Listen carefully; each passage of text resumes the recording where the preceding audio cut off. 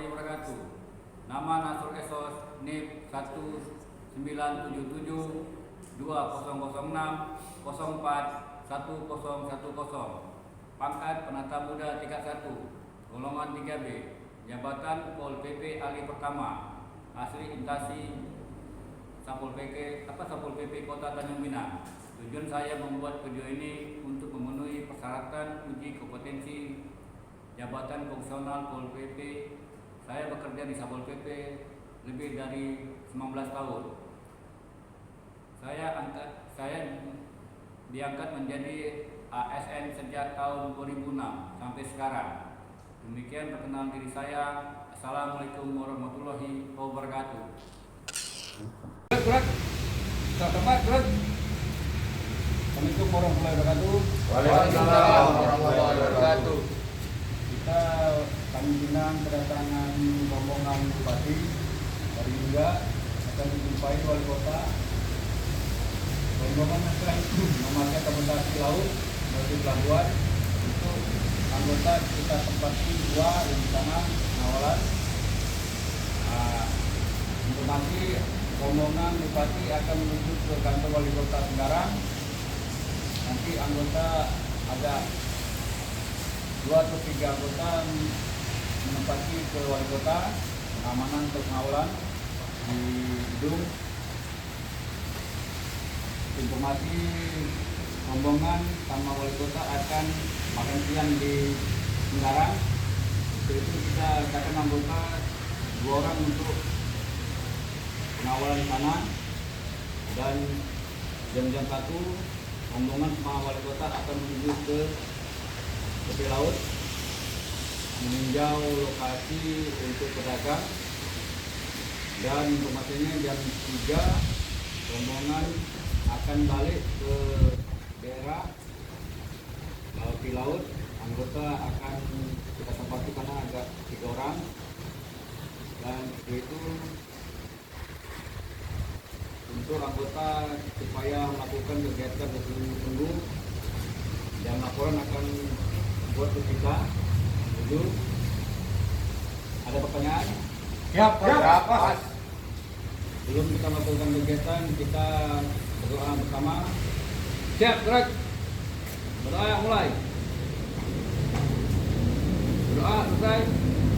Keikhlasan anggota melakukan kegiatan tersebut. Sudah tepat, gerak. 1, 2, 3. Komisi, Pak. Ya, Pak. Saya Ari yang pedagang yang ditegur di Gedung Gonggong. Jadi tadi informasinya disuruh menghadap, katanya dipanggil secara lisan. Oh iya, saya dulu Pak. Ya, Pak. Terima kasih, Pak. Ini Bapak Ari ya? Iya. Bapak jualan di lokasi di mana Pak? Gedung Gonggong, Pak. Di Gonggong. Iya Pak, tadi anggota udah ngecek. Itu Bapak melanggar peraturan tentang penertiban umum Perda nomor 7 2018, perubahan atas Perda nomor 5 tahun 2015 yang bunyinya pasal 6, berjualan menggelar barang dagangan dan atau meninggalkan gerobak Bapak jualan itu, Iya, Pak. atau ketangkapan alat penjualan di jalur hijau, taman kota dan tempat umum lainnya kecuali mendapatkan izin dari pemerintah daerah. Jadi kami sebagai instansi terkait minta tolong Bapak, gelar pedagang Bapak itu kau bisa pindah atau tujuan tempat lain karena mengganggu ketertiban umum. Iya, Pak. Jadi itu kalau Bapak nggak memindahkan peraturan itu, Bapak bisa dikena sanksi atau penjara 3 bulan, denda 50 juta rupiah. Ini kalau bisa kita Bapak tolonglah kita dipindah lokasi lain atau Bapak jualan di mana gitu. Bisa Bapak ngerti Pak? Iya, Pak. Nah, Pak, saya bertanya, Pak, sedikit, Pak. Untuk yang apa tadi Bapak ada sebutkan dan mendapatkan izin dari dinas terkait gitu, Pak.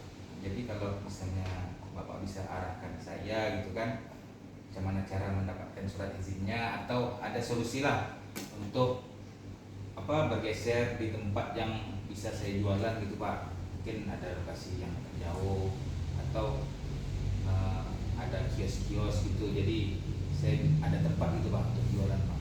Boleh, ada kalau gitu Bapak ngurus izin di UPD terkait. Kalau Bapak mendapat izin, kita sebagai PD Satpol nggak akan ini lagi Pak, karena Bapak datang izin atau dari kepala daerah mengizinkan atau kasih izin dari kepala daerah lah, kemungkinan kita nggak akan menunggu Bapak lagi karena dapat izin dari pemerintah kan dari kepala daerah. Bapak bisa ngerti Pak? Nah, siapa saya udah nanti saya pindahin dulu dagangan saya. Mudah-mudahan nanti dari bantuan dari Satpol arahan-arahannya saya bisa mengurus izin itu Pak. Boleh, Pak. Dapatkan kios atau dapat surat dari Boleh. pemerintah daerah. Oke Pak. Ya Pak, terima kasih banyak Pak. Ya Pak, sama-sama Pak ya. Siap, Pak.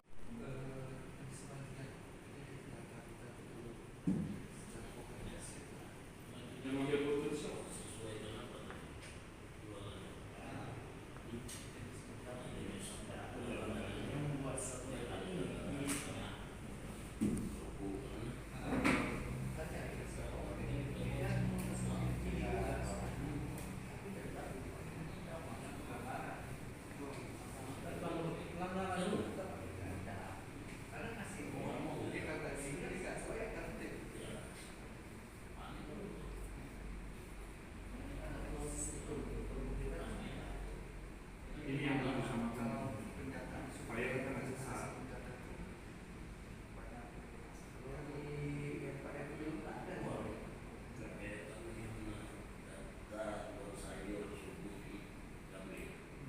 Kalau banyak yang kalau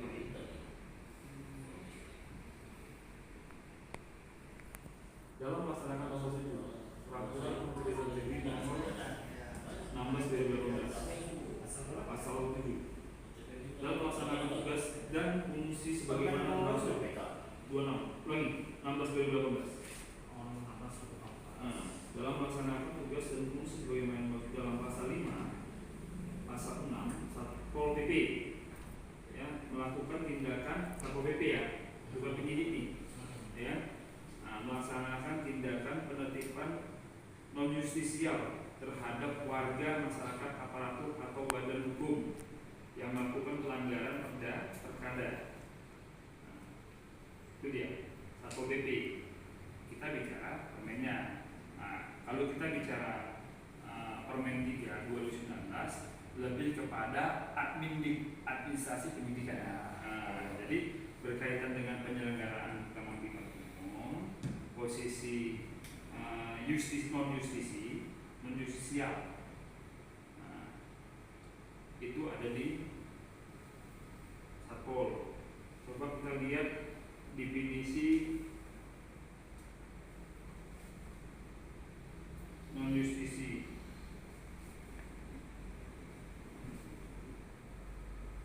Pasal 7 dulu ya. Makanya ini yang memang menjadi perdebatan kita di Kaltim dan BPUD.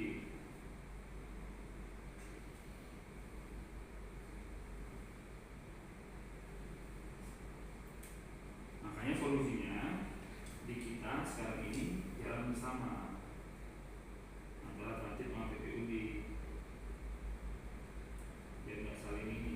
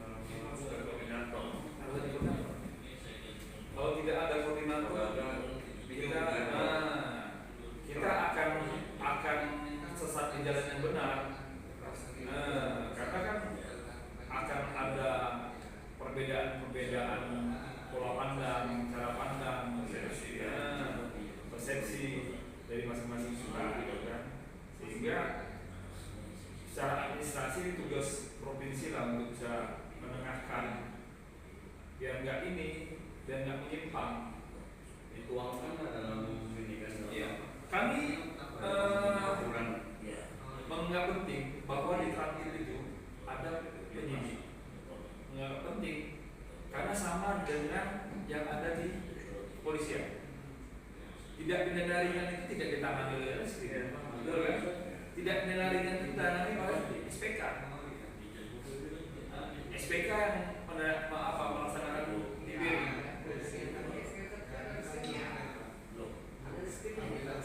Ya makanya dianggap penting di Transit itu ada PPNS, itu sehingga penanganan hal-hal contoh berdasarkan Undang-Undang Nomor 8 1981 tentang HAM.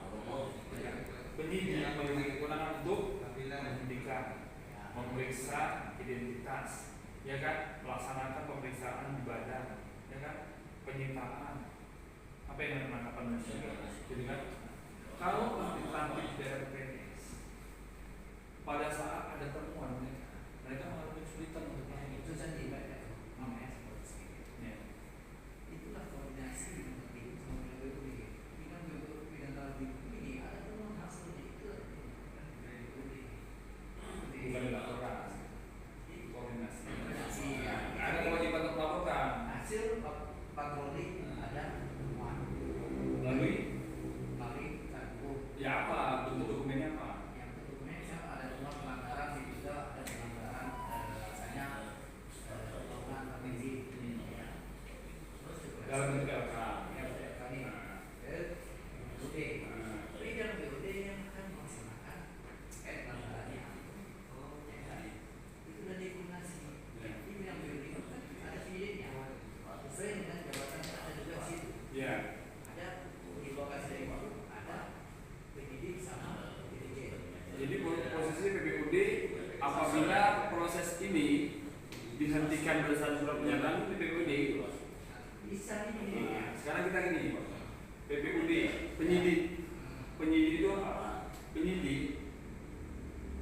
Penyidikan adalah kegiatan yang dilaksanakan dalam rangka mengetahui adanya tindak pidana.